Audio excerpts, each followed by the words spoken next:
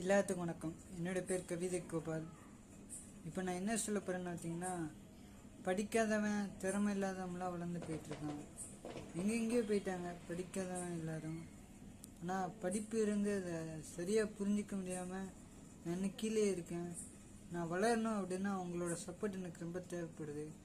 மக்களாகி நீங்கள் தான் இந்த சேனல் எப்படியாவது கொஞ்சம் வளர விட்டிங்கன்னா நானும் ஒரு 10 ரூபா சம்பாரிச்சு ஏதாவது என் குடும்பத்தை நான் பார்த்துக்குறேன். எனக்கு அவ்வளோதான் ஆசையை தவிர கோடியாக வாங்கினவங்களாம் ஆசைப்படல. ஆனால் என்னை வச்சு நிறைய பேர் சம்பாதிச்சுக்கிட்டாங்க. ஆனால் எல்லாத்துக்கும் நான் தான் ஒரு இதுவாக ஆயிட்டேன். அது எனக்கும் தெரியும். இருந்தாலும் நான் ஏன் சொல்கிறேன் அப்படின்னா, உங்களை நம்பி தான் நான் கடைசியாக ஒரு முயற்சி எடுத்திருக்கேன்.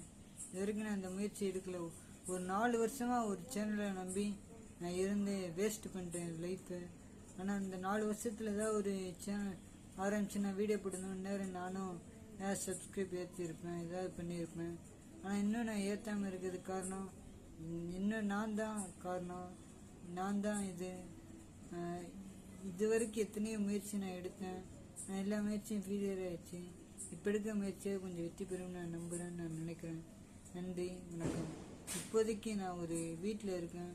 எங்கள் அக்கா வீட்டில் தான் இருக்கேன். எங்கள் அக்கா அந்த படுத்துக்கிட்டு இருக்காங்க பாருங்கள்.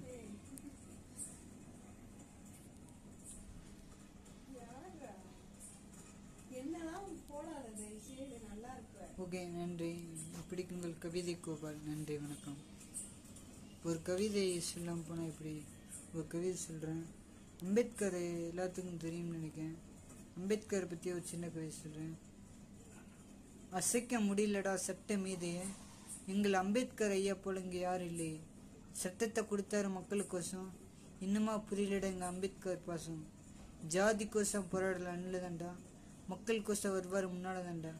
பெரியவர் மதிச்சவர் வளர்ந்தாரையா, யார் எடுத்து முடிவதில்லை ஐயா. ஏழைகளின் கவலையை போக்கினாரப்பா, எப்போதும் மக்கள் இருந்தாரப்பா, எப்போதும் மக்கள் இருந்தாரப்பா. ஜிம்மி அம்பேத்கர். இந்த கவிதை ஏன் இந்த நேரத்தில் சொல்கிறேன் அப்படின்னு கேட்டிங்கன்னா, நானும் எங்கள் அக்காவும் தாழ்த்தப்பட்ட இடத்துலேருந்து தான் வந்தோம். அதனால இந்த கவிதை சொல்கிறேன். நன்றி. பிடிச்சிருந்த லைக் பண்ணுங்கள், ஷேர் பண்ணுங்கள், கமெண்ட் பண்ணுங்கள். நன்றி, வணக்கம். எப்படி உங்கள் கவிதை கோபால்.